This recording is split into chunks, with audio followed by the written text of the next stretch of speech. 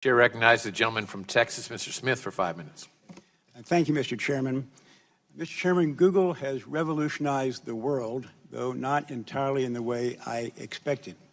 Americans deserve the facts objectively reported. The muting of conservative voices by internet platforms has intensified, especially during the presidency of Donald Trump. More than 90% of all internet searches take place on Google or its subsidiary, YouTube, and they are curating what we see. Google has long faced criticism for manipulating search results to censor conservatives. Conservative individuals and organizations have had their pro-Trump content tagged as hate speech or had their content reduced in search results. And enforcement of immigration laws has been tagged as hate speech as well. Such actions pose a grave threat to our democratic form of government. PJ Media found that 96% of search results for Trump were from liberal media outlets. In fact, not a single right-leaning site appeared on the first page of search results. This doesn't happen by accident, but is baked into the algorithms. Those who write the algorithms get the results they must want, and apparently management allows it. Dr. Robert Epstein, a Harvard-trained psychologist, authored a study recently that showed Google's bias likely swung 2.6 million votes to Hillary Clinton in the 2016 election. Google could well elect the next president with dire implications for our democracy. This should be a real concern to all but the most politically partisan. Those at the top set the tone. It will require a Herculean effort by the chief executive and senior management to change the political bias now programmed into the company's culture. And Mr. Pichai, let me ask my first question about those examples of political bias that I just mentioned, and you're going to hear others too. In your opening statement, you mentioned your desire to provide information that was without political bias. Clearly, that's not working. So what are you going to improve that situation? Congressman, thanks for the question. If I may, some of the studies you mentioned, we have investigated those. There are other studies which have looked at it. We have found issues with the methodology and the sample size and so on. But let me step back and say, providing users with high quality, accurate, and trusted information is sacrosanct to us. It's what our principles are, and our business interests, our natural long-term incentives are aligned with that. We want to serve users everywhere, and we need to earn their trust in doing so. Right. So what actions are you going to take to try to counter the political bias in some of those examples that I just gave? I mean, they're irrefutable. So it occurs, you have to take some responsibility for that bias. What do you intend to do about it? Congressman, with respect, Dr. Epstein's study, we have investigated. We don't agree with the methodology. Happy to follow up with your office and give our findings on that study. When we look at it, we evaluate our studies to evaluate our search results. Today, we use a very robust methodology, and we've been doing this for 20 years. Making sure the results are accurate is what we need to do well, and we work hard to do that. What does methodology have to do with the fact that 96% of the references to Trump are from liberal media? There are always studies, which can show one set of data and arrive at conclusions. But we have looked at results on our top news category. We find that we have a wide variety of sources, including sources from the left and sources from the right, and we are committed to making sure there's diverse perspectives. By the way, the study that I referred to was done by a self-proclaimed Democrat who voted for Hillary Clinton and said he regretted to find what he found, but he felt it was irrefutable and no one has been able to disprove him. Let me go to another question, and that is clearly there may be a difference of opinion as to the degree or amount of political bias. Would you agree to allow an independent entity to study your search results for political bias? I know you've have individuals studying that now, but you appointed them.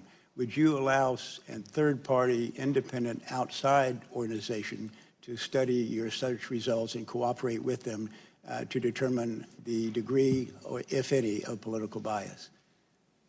Congressman, if I may make 2 points. One is, today there have been independent third-party studies looking at search results. The Economist did this. But you chose those third parties. I'm talking about someone truly independent.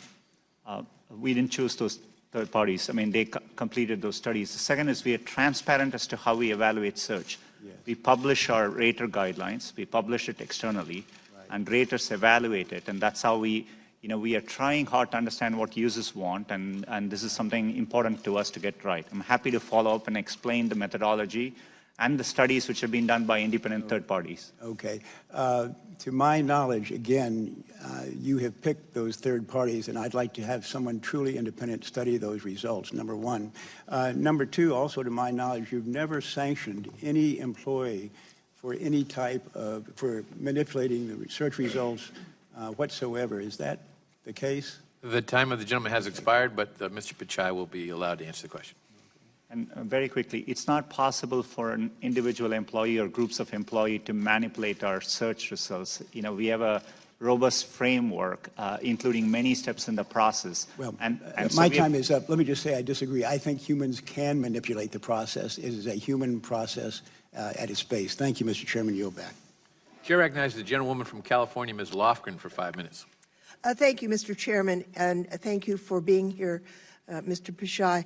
Google is located in Santa Clara County, my home, and I've got to say that, in contrast to the recent Amazon effort for a headquarters, Google is proposing to establish a facility in downtown San Jose, and they didn't ask for any tax subsidies. In fact, they're purchasing the land and paying the city gobs of money.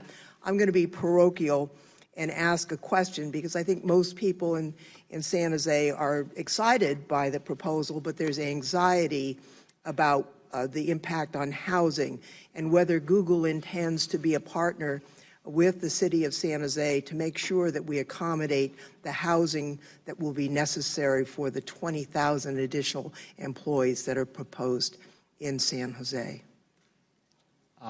Sorry, I missed the last part of your question. Whether you would be a partner with the city in helping to provide additional housing to accommodate these employees. Congressman, it's an important question. We deeply care about the community where we work. As part of this effort, we have done wide outreach, and we have committed to making sure there is affordable housing at varying affordability levels as part of the development. Thank you so much. And we are already in touch with the city leaders there. Thank you so much. There's so many questions, and we're not going to be able to deal with them all today. I'm hoping in the next Congress we will be able to visit with you and other tech companies to go through issues of privacy, data localization and its relationship to human rights, competition policies, the issue of takedown requests by authoritarian regimes, encryption policy and what's going on in Australia, filtering and confirmation bias and its impact on society generally, both culturally and politically. But we can't do that in the 5 minutes we have here today. So I would just like to revisit some of the questions that have already been asked. The chairman asked about location policies in your Android system, and you pointed to various apps that might provide information. Let's say I got an Android phone, and unlike most people, I don't have a single app on that phone. What information would be collected? Congresswoman, there is a device-specific location setting which you can turn on or off. And let's say I turn it off. Turn it off. There's no location information sent from that device. Okay. But this is a complex area. There are times, for example, your IP address may include some location information. Correct. It's an area we are committed to doing more to make it easier. Now, manipulation of search results. I think it's important to talk about how search works. Right now, if you Google the word idiot under images, a picture of Donald Trump comes up. I just did that. How would that happen? How does search work so that that would occur? We provide search today for any time you type in a keyword, we, as Google, we have gone out and crawled and stored copies of billions of web pages in our index, and we take the keyword and match it against web pages and rank them based on over 200 signals. Things like relevance, freshness, popularity, how other people are using it. And based on that, at any given time, we try to rank and find the best results for that query. And then we evaluate them with external raters to make sure that, and they evaluate it to objective guidelines. And that's how we make sure the process is working. So it's not some little man sitting behind the curtain figuring out what we're going to show the user. It's basically a compilation of what users are generating and trying to sort through that information. Last year we served over 3 trillion searches, and just as a fact, every single day, 15% of the searches Google sees, we have never seen them before. So, this is working at scale, and we don't manually intervene on any particular search result. I would just like to note, from time to time, my colleagues on the other side of the aisle complain that they hear an individual engineer appears to be a Democrat. And I just like to put this in context. In Santa Clara County, Donald Trump in the 2016 election got 20% of the vote. That's how much of the vote he got. So it's not a surprise that the engineers who live in Santa Clara County would reflect that general political outcome. That has nothing to do with the algorithms and the really automated process that is the search engine that serves us. If we didn't have Google, we wouldn't be able to find any information in the efficient way that we do. I look forward next year to working with you on some of the very serious questions that we face. It's pretty obvious that bias against conservative voices is not one of them. Thank you very much. My time has expired, Mr. Chair. The chair recognizes the gentleman from Ohio, Mr. Shabbat, for 5 minutes. Thank you, Mr. Chairman. And Mr. Pichai, let me start out with something real quickly. We've heard several times this morning the mention that 90% of the time that a person, he or she, does an internet search, that it's through Google. Would you basically agree that that's true? More than ever, there are many ways users access information. Just to give an example, if you're trying to shop, if you're trying to buy something, more than 50% of product searches originate with Amazon in the US today.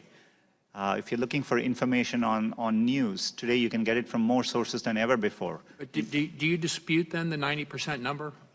Our internal, it's tough for us to assess the numbers. There are external studies which have shown different numbers, including lower numbers than that. Okay. Now, you've heard the allegation this morning. I know you dispute it, but you've heard the allegation that there's a bias in favor of liberal or progressive points of view and against a more conservative point of view. You've heard that this morning already. Is that correct? Yes, I'm. Okay. Let me tell you now about a firsthand experience that I've had. I do a weekly blog. I've been doing it for the better part of 9 years now. And a while back, Republicans in the House passed legislation to repeal and replace Obamacare. Our bill was called the American Health Care Act, or the AHCA. When I was writing my blog about that, I Googled American Health Care Act, and virtually every article was an attack on our bill. Article after article alleging that our bill would result in millions and millions of people losing the great care that they were supposedly getting under Obamacare. I would argue that was completely false, but it wasn't until you got to the 3rd or 4th page of search results before you found anything remotely positive about our bill. Let me give you a second example. The Republican tax cut bill was passed about a year ago, the Tax Cuts and Jobs Act, same story. Article after article attacking the Republican tax cut plan, alleging the tax cuts only went to the rich, when in actuality about 85% of taxpayers got their taxes cut, including millions and millions of middle-class taxpayers. And once again, to find any article that had anything remotely good to say about our plan, you had to go deep into the search results. Now, I know Google's attitude the algorithm made us do it. But I don't know that I buy that. How do you explain this apparent bias on Google's part against conservative points of view, against conservative policies? Is it just the algorithm, or is there more happening there? Congressman, I understand the frustration at seeing negative news, and I see it on me. On Google, there are times you can search on Google, and page after page there's negative news which we reflect. But what is important here is we use a robust methodology to reflect what is being said about any given topic at any particular time. And we try to do it objectively using a set of rubrics. It is in our interest to make sure we reflect what's happening out there in the best objective manner possible.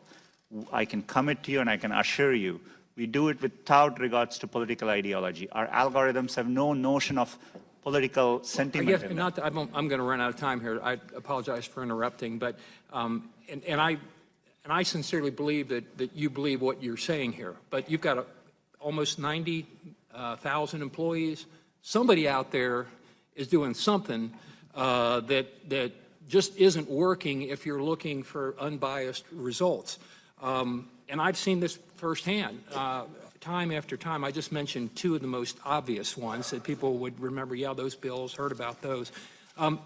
So I've seen it. If what I've described and some others, I'm sure you're going to hear other examples. If it is happening, do you see how conservatives believe that your company is kind of putting their thumb on the scale, so to speak, that you're in effect picking winners and losers in political discourse out there in America today, and therefore actually affecting elections? And do you see why conservatives would be concerned about this and why we're asking these kinds of questions today? There's a lot of people that think what I'm saying here is happening, and I think it's happening. So I've only got about 20 seconds to go, but I'll yield it to you. Congressman, it's important to me that I understand these concerns. This is why I've been trying to reach out and meet people. We've done outreach. We want to explain how these things work. We are happy to look at independent studies. It's important to us to demonstrate that our products work without any bias, and we build our products in a neutral way. And I'm happy to follow up and look forward to getting a chance to explain it better.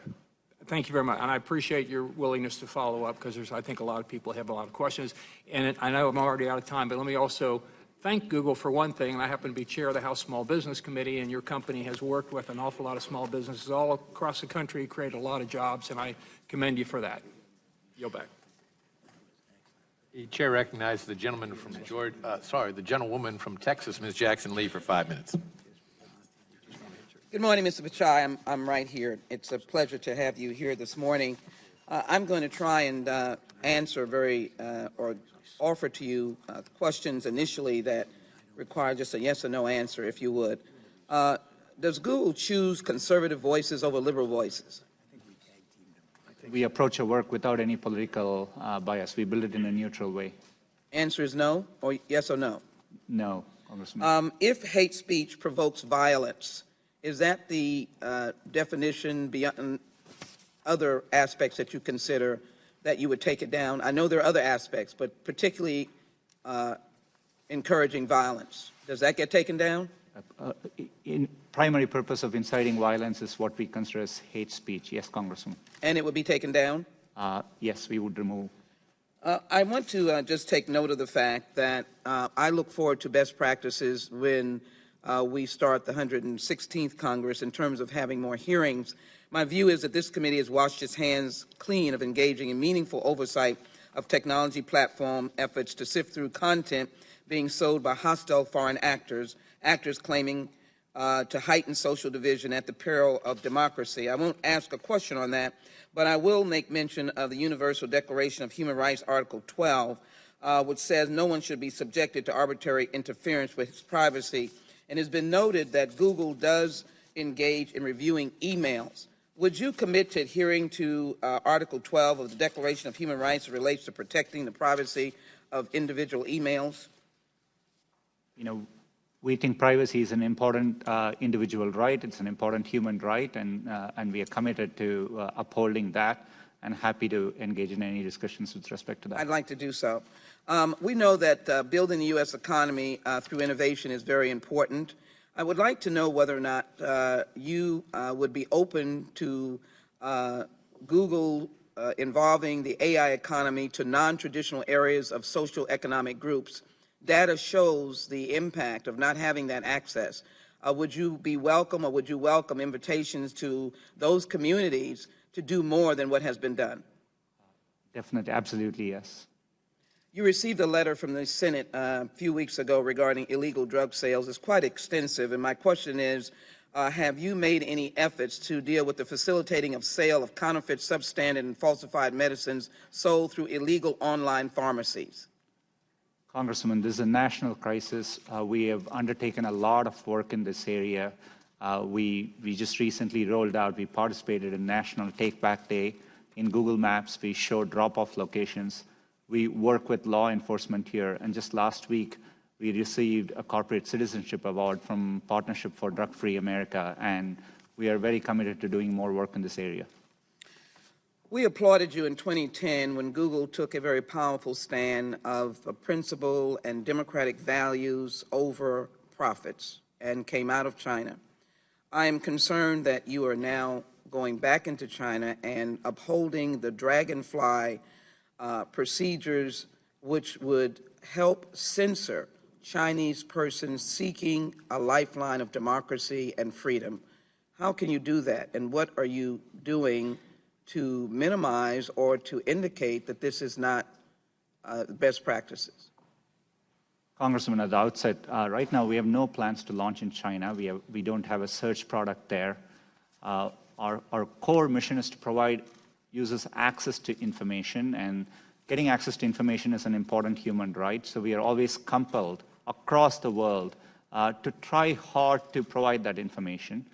But right now there are no plans to launch search in China. I'm committed to being fully transparent, including with policymakers, to the extent we ever develop plans to do that. I'd like to pursue that with you, and I thank you for that. I think that was an important statement. My community is diverse. As you well may have heard, the Congressional Black Caucus has been working extensively with Google and other search engines to recognize there are not enough individuals of diversity and African Americans. My district has a huge number of musicians, artists, and creators from all areas of entertainment. I'd be interested in what efforts are being taken by Google's platform, YouTube, to promote diversity and inclusion with its employees. What are the demographics of YouTube's U.S. employees? And also, how is YouTube currently distributing resources for U.S. diversity? But the focus is on diversity. What are you doing? YouTube is a great message, and there is a whole population growing of diverse persons, including African Americans. Diversity is an area where we are very committed to. YouTube, as you highlighted, is a platform where, as we reach out to content creators, we want to ensure there is diverse perspectives, and we do reach out to minority communities, and we engage with them to make sure they have a voice on the platform. It's something we are committed to doing. As a company, we have been undertaking a lot of work. We were one of the first to publish a transparency report. We publish our representation numbers externally. There is a lot more work left to do. We acknowledge that, but it's an area I know we have engaged with the Congressional Black Caucus, and we are committed to doing more. Let me invite you to Texas and the 18th Congressional District on these very important issues, and I'd like to work with Google as we go forward on some of the many issues that I've raised here today. It would be a pleasure to do that. I thank you very much. Mr. Chairman, I'd like to put into the record a letter from epic.org dated December 10, 2018. Ask unanimous consent, Mr. Chairman. Without objection. And let me thank the witness for his testimony. Thank you also for your work. Chair thanks the gentleman. Recognize the gentleman from California, Mr. Issa, for 5 minutes. Thank you, Mr. Chairman. Mr. Pichai, I would like to follow up on some of the gentlemen that came before me on this side of the dais who talked about the bias. And I know that the gentlelady from Texas and some of the others said there is no bias. But I'd like to pick up where Sheila Jackson Lee just left off, because I think it's important. She used numbers and outcome that she either has or believes exist to say that you have to do better in the minority community. Do you agree with that? As a company, we are committed to making sure. No, but statistically, the outcome that she measures is how she asks you to do better, because your outcome is insufficient relative to the size of her community. Do you agree with that? I interpret it as we today don't have enough representation internally. Very good. You got her point. Now, here's the point that I think we're giving. If you measure the outcome, such as some of those that were just listed by the gentleman from Texas and Ohio, what you find is that there is an appearance of bias, including, quite frankly, the outcome of search engines, even the question of whether if I pay for advertising and my Democratic opponent pays for advertising, if the characteristic of what we happen to search for somehow is more expensive if you're trying to get conservative than Republican. Those are outcome events. Will you commit to look in the case of potential political bias in all aspects of your very large company to look at the outcome, measure the outcome, and see if, in fact, there is evidence of bias using that, and then work backwards to see if some of that can be evened to what would appropriately be the outcome? Do you see my point there? Congressman, I understand. We don't want any, while I'm confident we don't approach our work with any political bias, I think it's important to me that we always look at outcomes and we assess to make sure there's no evidence of bias. And the reason I give you this point, for most of my adult life, there have been laws on the book to stop the events that Ms. Jackson Lee speaks of. We have had laws to protect minority communities. We have had laws to protect against segregation and bias. And yet, there are measurements that are still being used, including, quite frankly, we create districts that are dedicated to minorities in this country under federal orders because of a history or a measurement of outcome. And I would ask you to seriously come back, commit to measure, and when you find an outcome that is inconsistent with that which would be ordinarily predictable. I mean, we are two parties relatively tied in the outcome of elections on a national basis.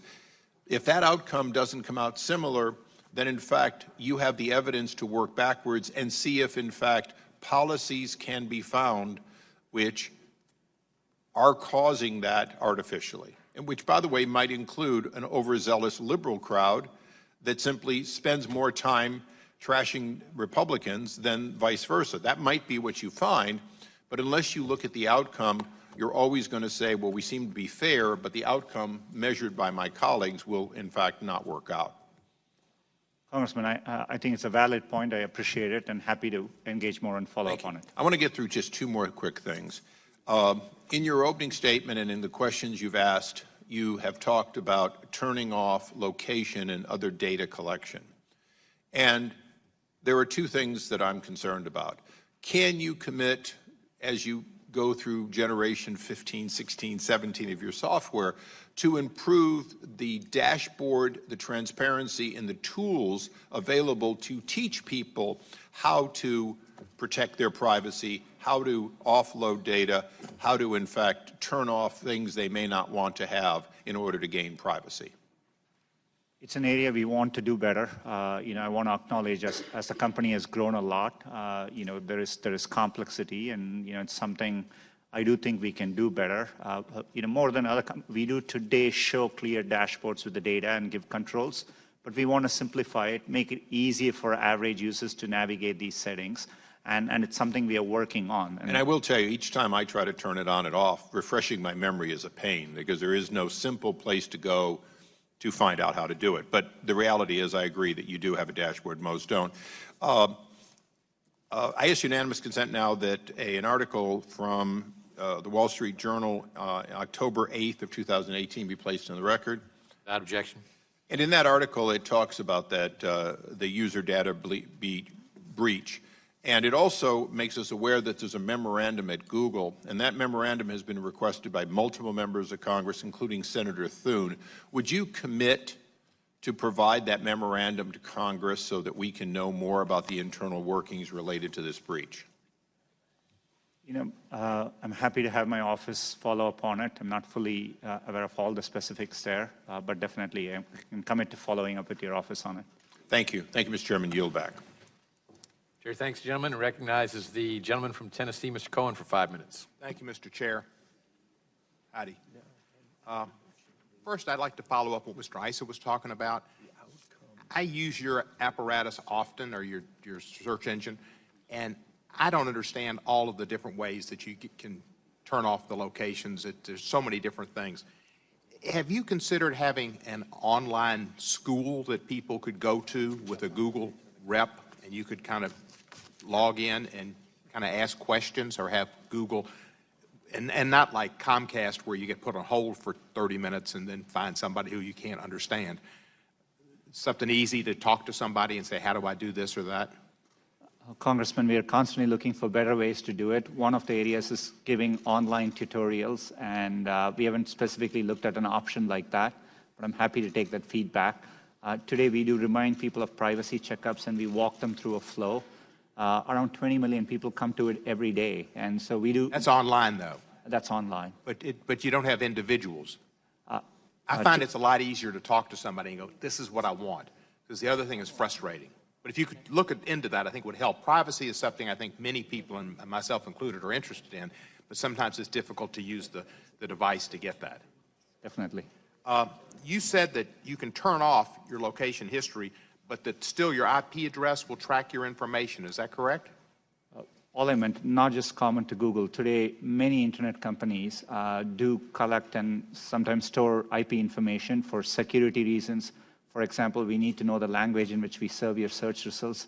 There may be some location information, in there. Location turns out to be in the fabric of how people use internet today. I do think it's important there is legislation in this area. As a company, we want to try and simplify things and be state of the art. But it is a complex area. We realize we need to do better, and we are working on it. Question about Russia.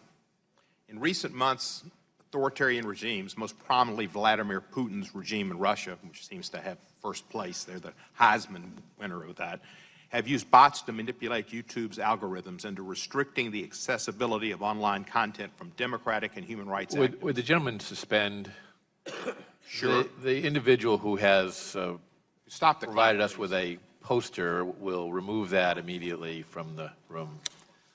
Or the... Could we have the doors closed? Could we have the doors closed? Capitol Police will escort the gentleman out of the building. I feel like I'm at a USC football game and shiver them. Absolutely. Thanks. Gentleman's recognized. And I get 20 more seconds, right? Yes, without objection. All right, so in recent months, authoritarian regimes, most prominently Vladimir Putin's regime in Russia, have used bots to manipulate YouTube's algorithms into restricting the accessibility of online content from democratic and human rights activists by piling up tens of thousands of artificial dislikes to their videos. I'm aware human rights activists have met with representatives of Google to discuss this problem and find a way of amending the algorithms to prevent this abuse by authoritarian regimes, but so far no systemic solution has been found. YouTube is the main platform for democratic and human rights activists in authoritarian countries where the mainstream media are controlled by the governments.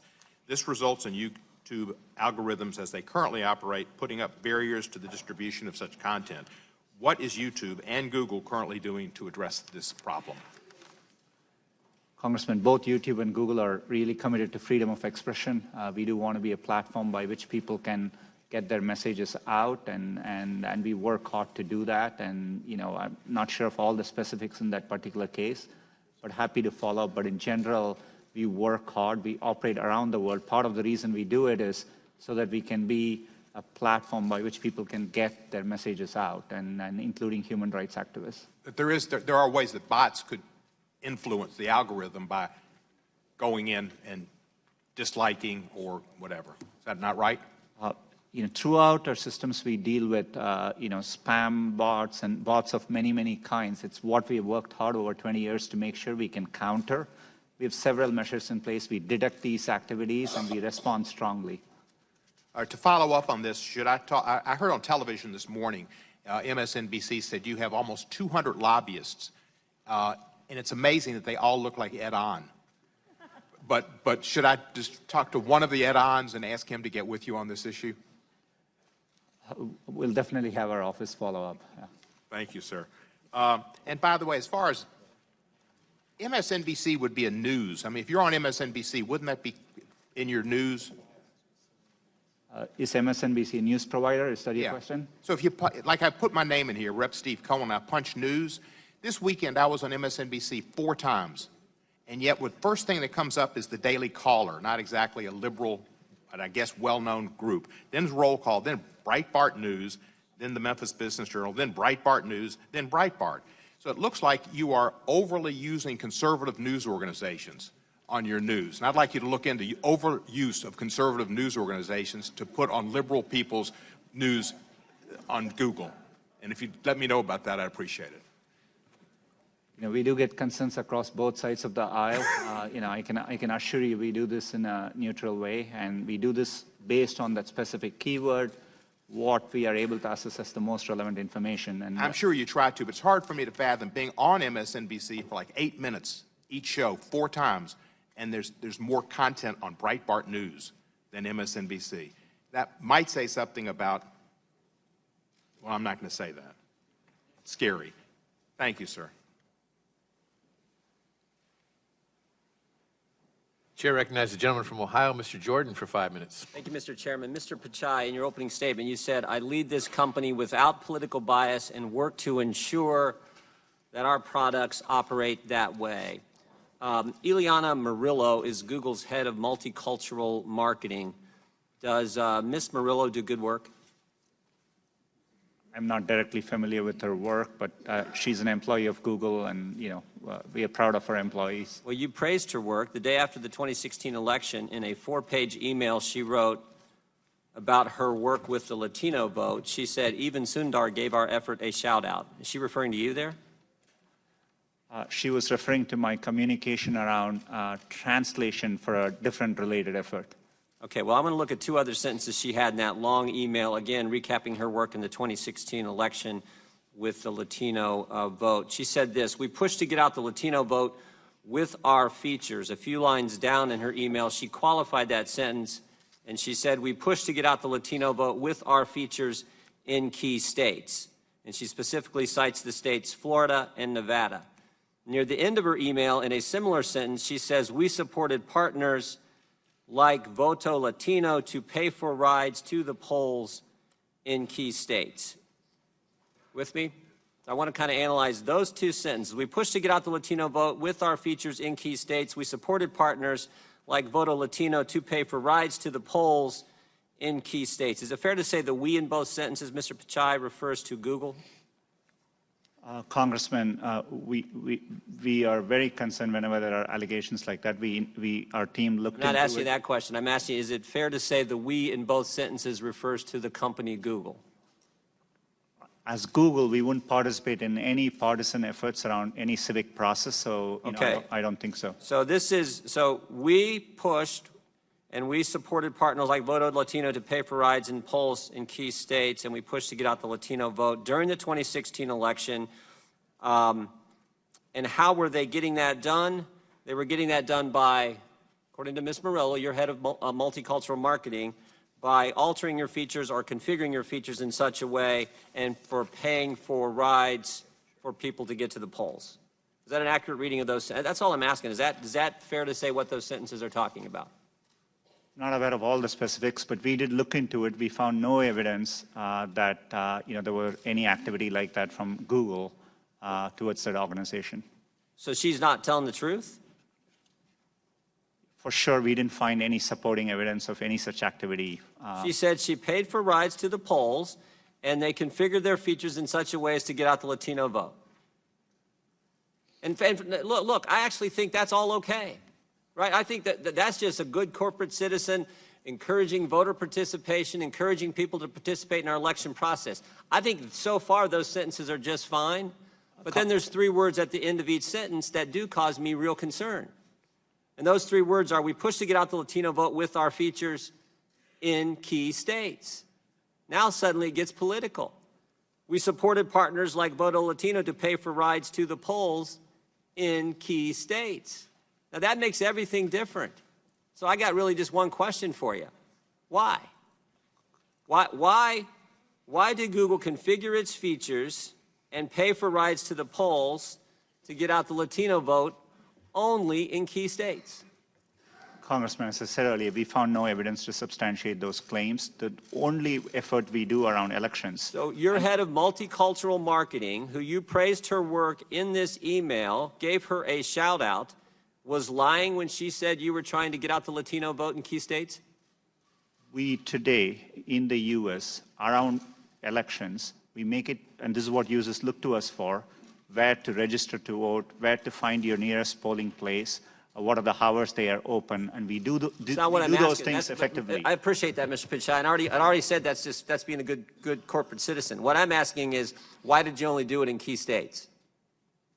We didn't do any such activity as Google on any of these key states. I mean, there are employees, I think Did you push to get out the Latino vote in all states? As Google, we don't have goals around pushing out to get any particular segment. We don't participate in partisan activities. We engage with both campaigns.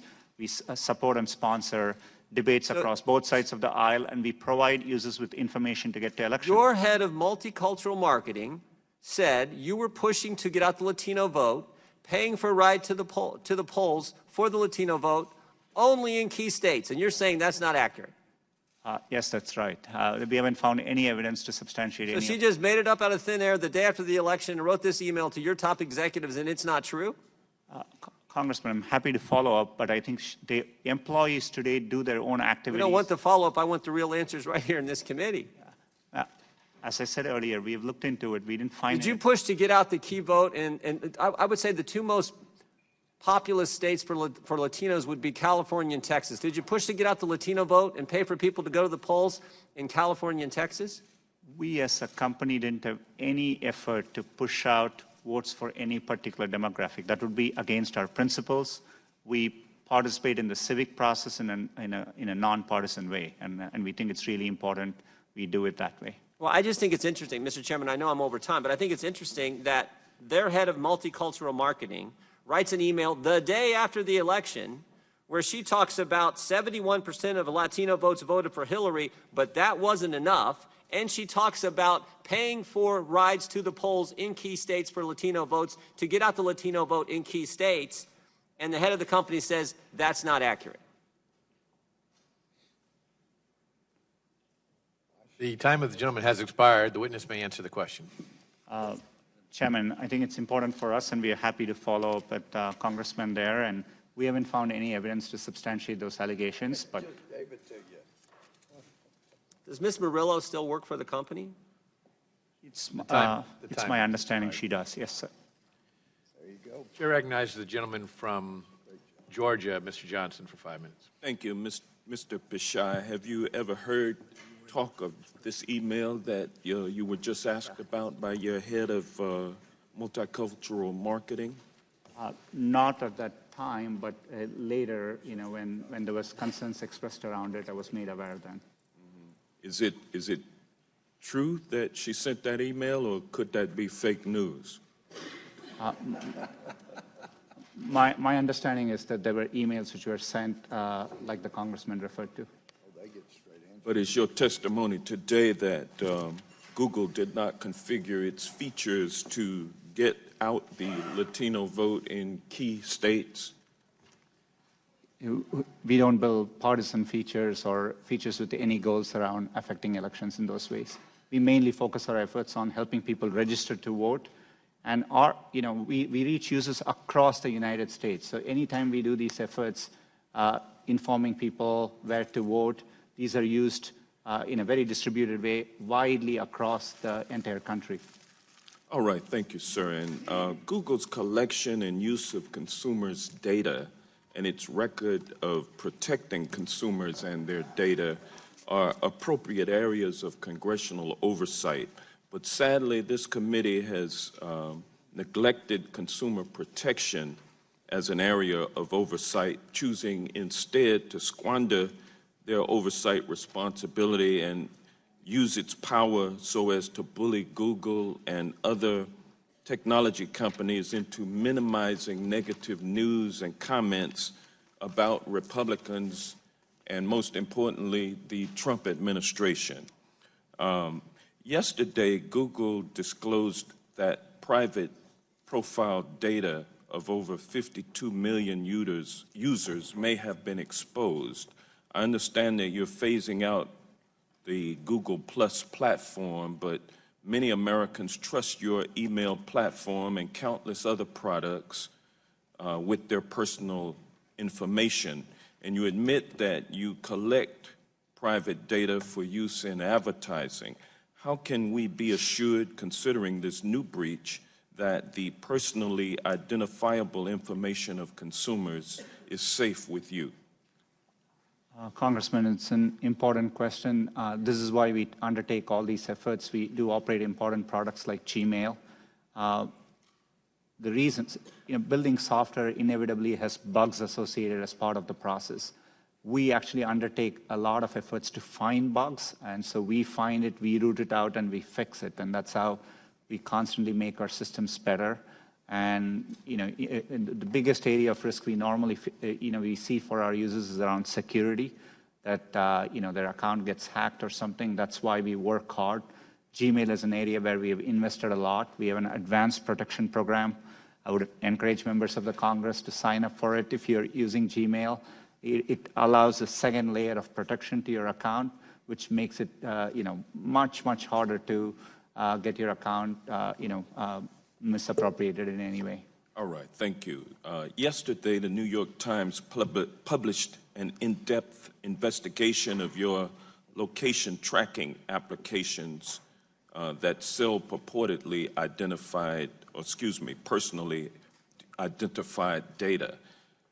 Google has said that it doesn't sell data, but as a corporation deeply involved in the business of consumer data use in advertising, your company benefits from applications that track consumer locations. How do you differentiate what Google does with geolocational data from companies with applications that track and sell the data? As a company, we do not sell user data. That would be against our principles and how we... how do you differentiate what you do with the geolocation data from companies that do sell the data? How do you differentiate what you do with that data versus what these applications that do track and sell the data do? An important source of differentiation. We do not and would never sell user data.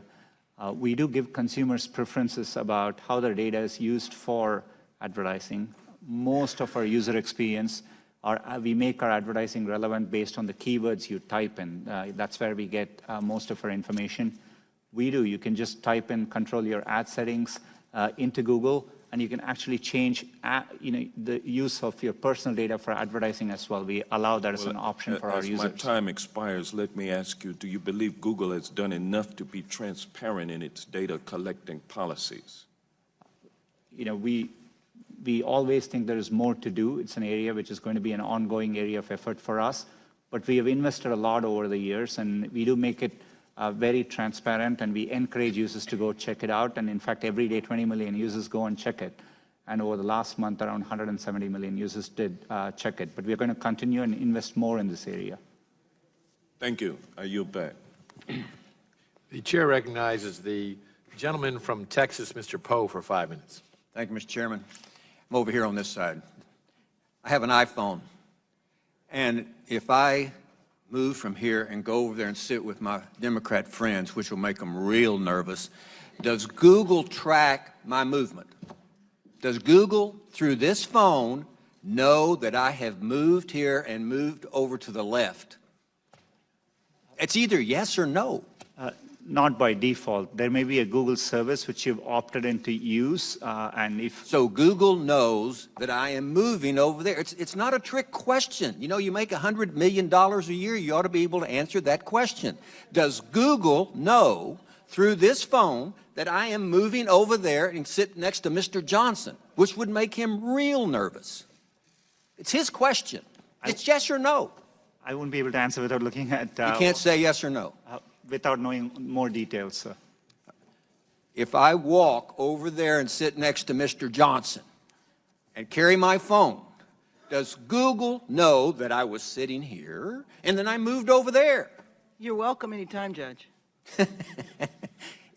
Yes or no? I genuinely don't know without knowing I'm what shocked services. you don't know. I think Google obviously does. Are you familiar with the General Data Protection Regulation by the European Union? Very familiar. We worked over 18 months on it. And the European Union is protecting the right of privacy of the people in Europe. We don't have such a law in the United States, do we? Congressman, we have supported and We do not have such a law in the United States, do we? we don't have a comprehensive user data privacy legislation. Are you but we familiar think with it's House important to do so. Resolution 1039? It's a resolution that I've introduced that would basically adopt some of the European practices in America and give consumers in the United States the right of privacy. Are you familiar with that legislation? No, but I'm happy. I'll give you a copy before you leave. It's ironic to me that the United States, supposed to be the country in the world that protects privacy of individuals more than anybody else, we are playing second fiddle to the Europeans. They protect the privacy of their folks more than we do. And I think the United States Congress needs to move in a direction to allow citizens to opt in to the dissemination of their information rather than opt out, which seems to be the current law.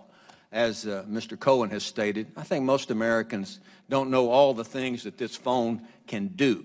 And one thing that it can do is disseminate information really that we are unaware of to all different people out there. The United States should change the rules and make it so that we as consumers opt in. Otherwise, that information is not disseminated. That is just my opinion. What does Google view as objectionable? I think there are, if you're referring to our content policies, we do publish. There are areas, for example, categories for YouTube like violent extremism, pornography, child safety, fraudulent activities. So we define categories. What are extreme political views? You find those objectionable? I'm not saying you shouldn't. I'm just saying, what are those extreme political views?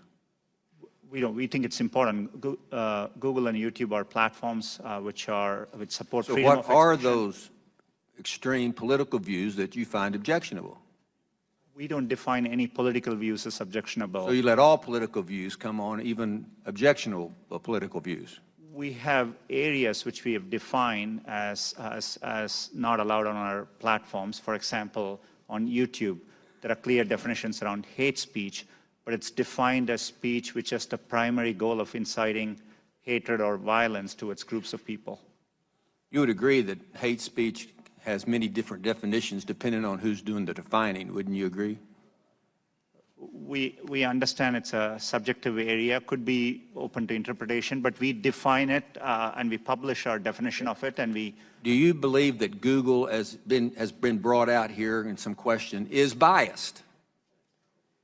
Congressman, it's really important to me that we approach our work in an unbiased... Do you believe that Google is biased? It's either yes or no. No, not in our approach. Now, it is a private company, is it not? Yes, it is. It's not the government. Google is not the government, is it? Not last I checked, no. You want the government to regulate Google? Today we are subject to a lot of regulation across many different agencies. But you're not subject to the definition of what bias is by the government coming in and saying, Google cannot be biased and we, the government, are going to decide what's biased and what's not biased. You're not subject to that philosophy, are you? No, not today. I hope we don't get to that point where government tries to come in and regulate what bias is, and because this is an independent, free company. I think that is, Google may have, to me, it's just a part of doing business like any other media outlet. They can say what they want.